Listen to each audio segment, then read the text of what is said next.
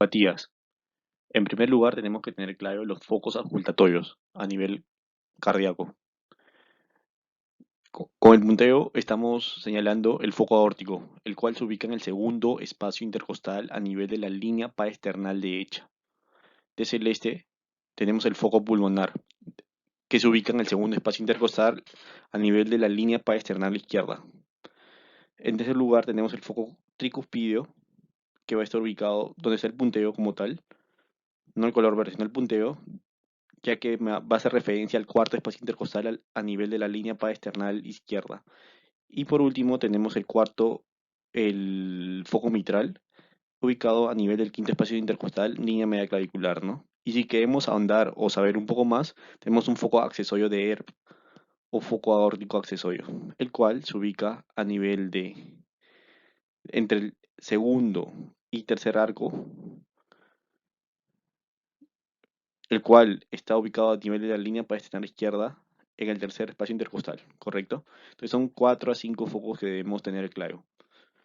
Pasemos al ciclo cardíaco como tal. Hemos colocado una línea horizontal y vamos a detallar cada uno de los ritmos cardíacos, así como algún tipo de alteración a este nivel o algún tipo de soplo. En primer lugar tenemos el primer ruido cardíaco, el cual está dado por el cierre de las válvulas auriculoventriculares. En primer lugar se cierra la válvula mitral y en segundo la válvula tricuspidea. ¿Y esto que va a dar inicio? Con el cierre inicia la contracción isovolumétrica, que va a estar dada en la fase de la sístole, ¿correcto? Después de ello tenemos la fase de eyección.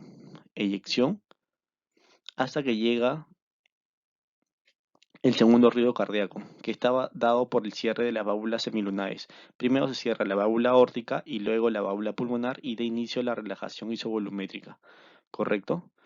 Acá inicia la diástole. Hay que mencionar que la diástole forma los 2/3 del ciclo cardíaco. Si te preguntan qué fase dura más, la diástole en definitiva dura 2/3 del ciclo cardíaco como tal. Después tenemos la fase de llenado ventricular rápido, que está dado por el tercer ruido cardíaco, que está dado por un galope protodiastólico como tal, y cuando esta fase se ve alterada, ya sea por una fibrosis de la pared, la disfunción va a ser en sístole, ¿correcto?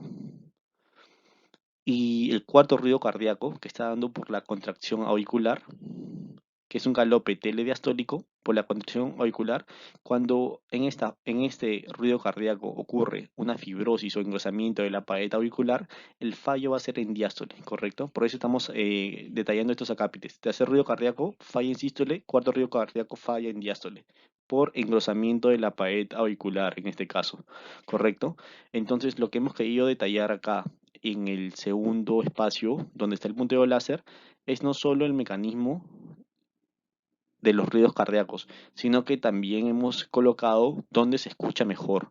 Por ejemplo, el primer ruido cardíaco se escucha mejor en todo el precordio, se ausculta en diafragma y es de tono alto. Y así sucesivamente con el segundo, tercer y cuarto ruido. Hemos colocado donde se escucha mejor, donde se ausculta y por último la intensidad del tono. Bueno, ya teniendo claro los focos auscultatorios, el ciclo cardíaco y los ruidos cardíacos como tal, pasemos al fonocardiograma.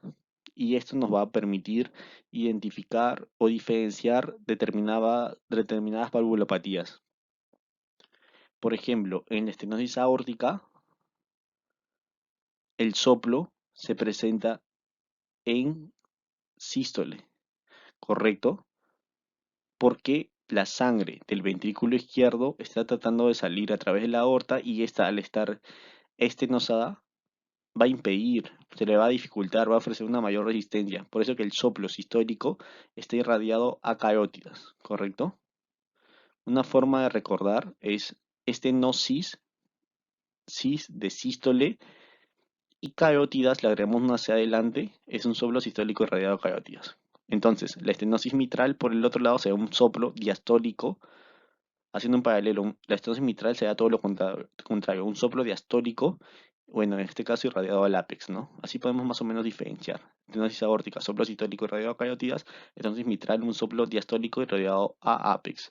Bueno, en segundo lugar tenemos la insuficiencia mitral. Esta insuficiencia mitral, al estar la válvula mitral incompetente, este va a presentar un soplo sistólico irradiado a axilas, ¿correcto? En la insuficiencia aórtica, el soplo es diastólico y bueno, el estenosis mitral ya lo hemos mencionado. Es importante hacer énfasis en otros tipos de soplos, sobre todo en cardiopatías congénitas, donde la persistencia del conducto arterioso presenta un soplo continuo o sisto diastólico, es decir, en ambos tiempos, tanto sístole como diástole o en maquinaria de Gibson, ¿no? Entonces, en este fonocardiograma identificamos el un tercio del ciclo cardíaco que es dado por la sístole, los dos tercios por la diástole, y de acuerdo al fonocardiograma, la intensidad del soplo y en qué momento aparece para determinar si es un soplo por estenosis, un soplo por insuficiencia, ya sea aórtico o mitral respectivamente, ¿no? Entonces no es nada difícil, simplemente hay que revisar, hay que tener también un buen oído y bueno, también hay tutoriales al respecto. Entonces básicamente el fonocardiograma lo que me permite es identificar el ruido y en qué momento aparece, ¿no? Ya sea sístole o diástole. Y de acuerdo a ello, obviamente, junto a la clínica podemos más o menos tener una presunción diagnóstica sobre qué patología cardiovascular se trataría.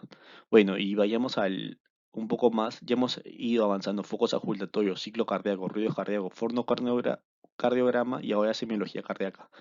Bueno, la maniobra de Pachón, como ustedes pueden observar en la imagen del punteo, es un paciente que se encuentra en decúbito lateral izquierdo, ¿correcto? El ruido se intensifica en estas valvulopatías, ya sea mitral o aórtica. Es una maniobra que permite identificar algunos ruidos en caso de valvulopatía mitral o aórtica.